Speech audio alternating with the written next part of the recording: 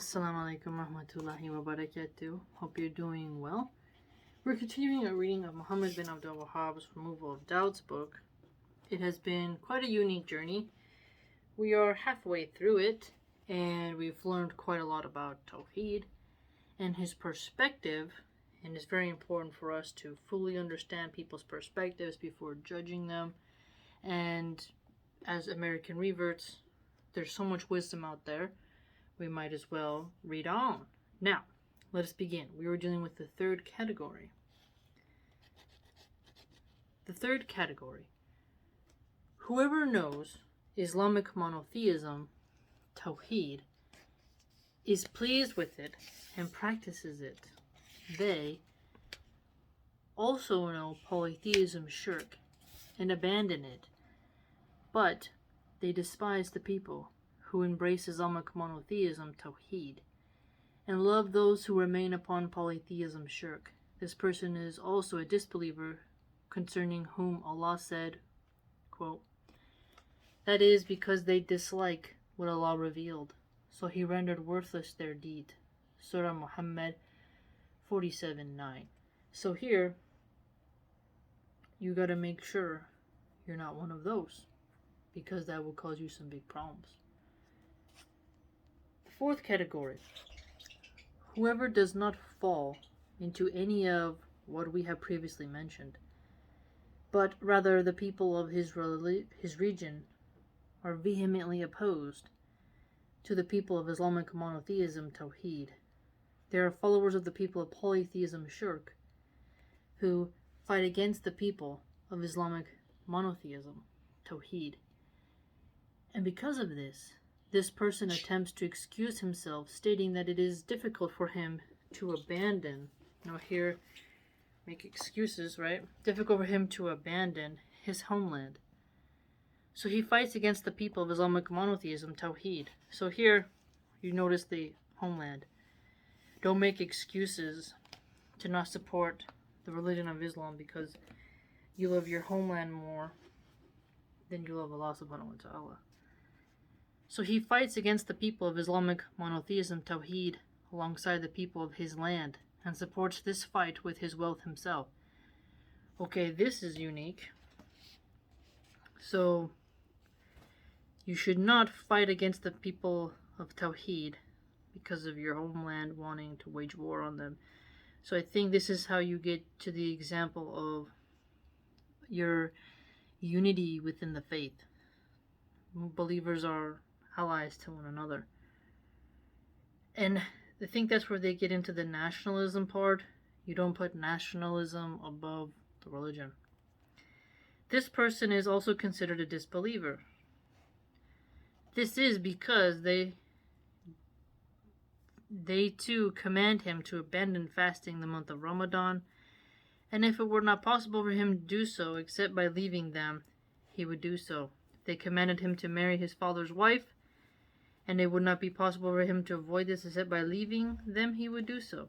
So his approval and agreement of their fighting against the people of Islamic monotheism, Tawheed, and support of them by offering his wealth and his life, while they intend by this the destruction of the religion of Allah and his messengers, far greater in severity. Okay, so here, if you are giving your life and your wealth to fight against Islam, then you're not being a Muslim at that point. This is fascinating because it's very difficult for those of us in this globalized era to really make sure we do our best not to hurt other Muslims across the world. And I think, okay, the Jehovah's Witnesses, from last time when I talked to them, they don't allow their children to go into the military if they're really strict. They also don't vote. They are very careful. So I wonder if there's a fatwa or something where it's like, can a Muslim join the United States military to fight to defend their communities and their national interests without going to deploy in a Muslim nation and harming Muslims.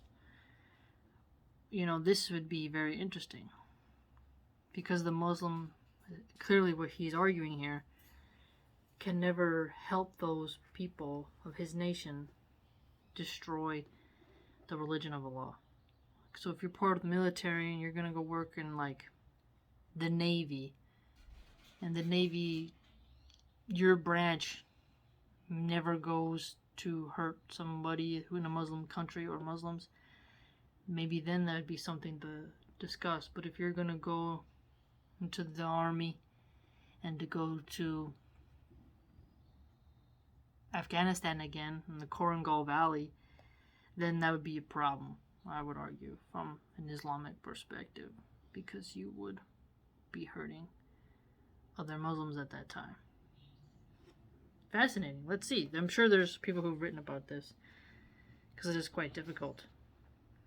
This individual is also a disbeliever, and he is from those whom Allah describes in his statement, quote, "You will find others who wish to obtain security from you, and to obtain security from their people.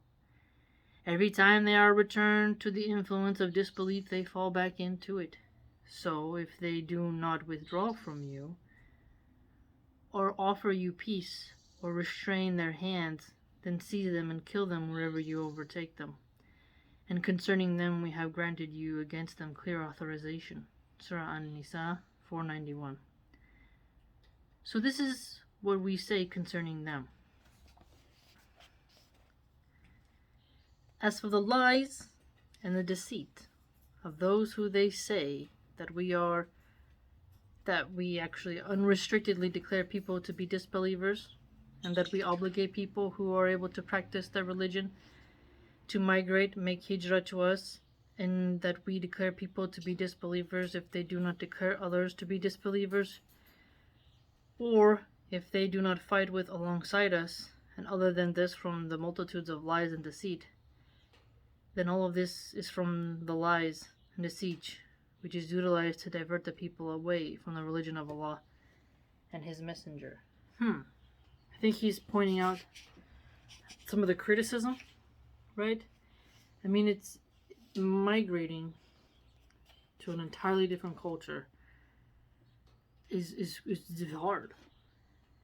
I mean, if you're barely making the rent, barely making your mortgage as it is, and then to save up money to just your couches, your everything, then to find a job, speak the language, it's heavy. Leaving your entire family behind,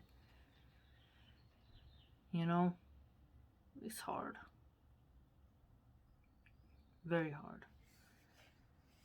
If we do not declare a person who worships the idol, which is placed at the grave of Abd al-Qadir, I don't know what that is, to be a disbeliever, and if we do not declare someone who worships the idol erected upon the grave of Ahmad al-Badawi, who's that, and the other than them to be disbelievers because of their ignorance, and since no one has clarified the issue for them, then how is it that we supposedly declare a person who does not commit polytheism, shirk, to be a disbeliever because he does not migrate to us, or because he does not declare others to be disbelievers nor fight? So it looks like he did a little bit of a rebuttal there, kind of showing what they tolerate in actuality versus what people assume them of being as hyper takfiri, I think is what he's hinting at. There's an ayat here. "Glory be to you, O Allah. This is great slander." Surah Al-Nur 24:16. Well, takfiring is really scary, because once someone declares you to be an apostate or a disbeliever, that's not very fun, and it's horrible when you love Allah and an ignoramus who barely knows you, never spoken to you, judges you from afar, declares you out of the fold of Islam. I mean, it can make you so vehemently furious. So, I understand why it's such a sensitive issue. be very careful who you declare a disbeliever.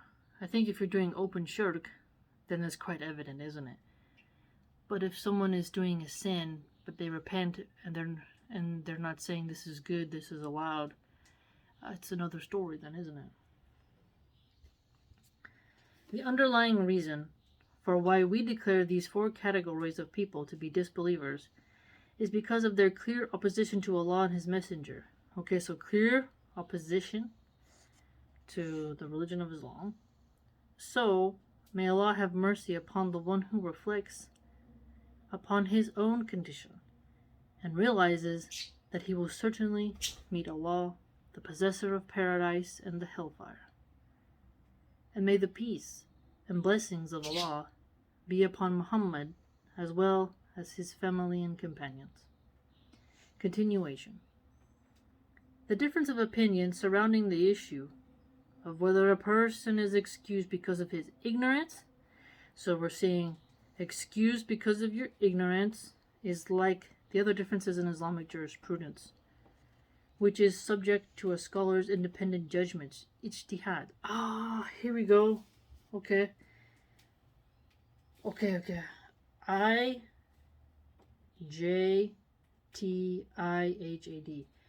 A scholar. Okay. I've been hearing that word a lot. I didn't really know what it meant. I would hear ijma'a, ijtihad. You would hear these words and you think you know what it means and you're like, what are they talking about? So now we got it here. So, a scholar's independent judgment. And we do love our scholars, don't we? So, scholars. Perhaps the differences in the matter are sometimes semantic, due to the application of this ruling upon a specific individual. Semantic, that's true. This means that everyone is in agreement that this statement, action, or the abandonment of this action necessitates disbelief. Okay, so notice here. So, in agreement that a statement, an action, or the abandonment of an action could be disbelief. Very important there for us to understand the nuance, what he's saying. However, does this ruling apply to this specific individual as the stipulated conditions that warrant such a judgment have been met and the reasons to prevent this ruling have been taken into consideration and eliminated? Or does it not apply here because certain conditions have not been met? So, certain conditions not being met, alright? So, the reasons to prevent this ruling being taken into consideration are eliminated. And asking when it applies. Or because there exists a reason which prevents this ruling from being applied. Okay, so look at that. So we're looking at what necessitates disbelief, examining a ruling here, and then you have to look at the stipulated conditions that warrant such a judgment. And then you would further see what conditions have been met, so the reasons to prevent the ruling are taken into consideration and eliminated. Seeing what applies, what doesn't, seeing if certain conditions have or have not been met, and if there's a reason to prevent the ruling from being applied. Very concise here for us. This is because ignorance concerning something that necessitates disbelief is of two types. Okay, so here we go. First type. So, ignorance concerning something. Two types. First type. The example of this is found in an individual who practices a religion other than Islam, or does not practice any religion. Or does it not occur to him that there is a religion which opposes what he is upon? The judgment pronounced upon this person in this life is in the light of what is apparent from them. Okay, so So, an individual who practices a religion other than Islam or doesn't practice one at all. And the judgment is pronounced upon this person in this life is in the light of what is apparent. So, we judge by what is apparent from them. This is a phrase I've come to learn quite often now. What is apparent from them? So you judge by what you can see, but yet, because you're not supposed to judge their internal intentions, because only Allah knows what is in their hearts, right? So what is apparent from them? As for his affair in the hereafter, then this matter returns to Allah Azza. Exactly. This is why it's so important to read. Because the patterns start developing and you start recognizing the validity and the soundness of the arguments. The strongest opinion in this issue is that he will be tested in the hereafter in a way Allah Azza wills. Allah is well aware of what they used to do, but we know that He will not condemn anyone to hellfire except as a result of their own sinfulness in accordance with His statement, quote, "And your Lord does injustice to no one." Surah Al-Kahf, 1849. So, your own sinfulness, and that is internally what you did when others weren't looking. Allah sees everything. Allah is swift in counting and does injustice to no one. But still, we have to see, is the person ignorant concerning this? And then if they become a disbeliever, you have to see if it's true or not. If they did it intentionally or unintentionally. If they're trying to rectify their affairs or not. Very unique section here. We have stated that the rulings applied to this person is in this life, or in the light of what is apparent. So again, rulings applying to people by what is apparent. And these are the rulings of disbelief. So clearly, there's a very unique distinction when takfiring is done, because there's when a disbeliever, you have to judge by what is apparent and by what they say. And are what they're saying based on what they truly feel is the truth? Or is it ignorance because they haven't been educated? It's fascinating because it looks like you have to take a lot into account. This is because he practices a religion other than Islam. So it is not possible that he could be given the ruling of a Muslim.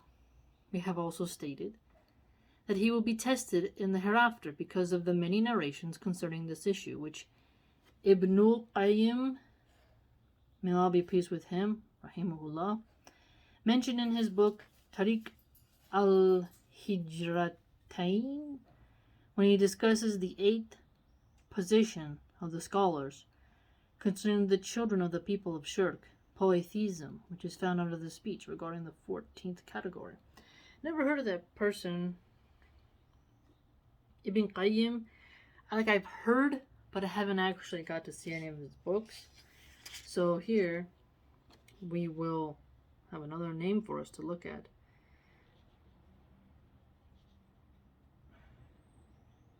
So when his categories of who can be declared a disbeliever, we went all through those, and it was quite long. That was in the last section. Fascinating. And now we are really reminded that we need to look at what is apparent, and we have to look at what necessitates disbelief, what are the stipulated conditions that warrant such a judgment, and the reasons to prevent a ruling, and consider it if it should be there, applied, or eliminated, and if the conditions have been met. Very helpful, very concise. Again, uses ayat from the Quran to kind of remind us of what our goal here is. It's a very tough issue, though. We must remember not to be, while takfiris but also not let ourselves commit polytheism shirk, because we got to be careful. Got to be real careful, and it's important for us to call out shirk, to warn people against it, to call people to tawheed, and to be careful in, I guess, the way we approach reminding people to get rid of shirk. That's what I get from this reading. Let me know what you think. It's quite an interesting section. Quite interesting, I must argue. The second type of this we'll get into in the next video, inshallah. Hope you enjoy. By the way, if you'd like to join my blog, it's www.subscribestar.com/MillenArchive. Hope to see you there.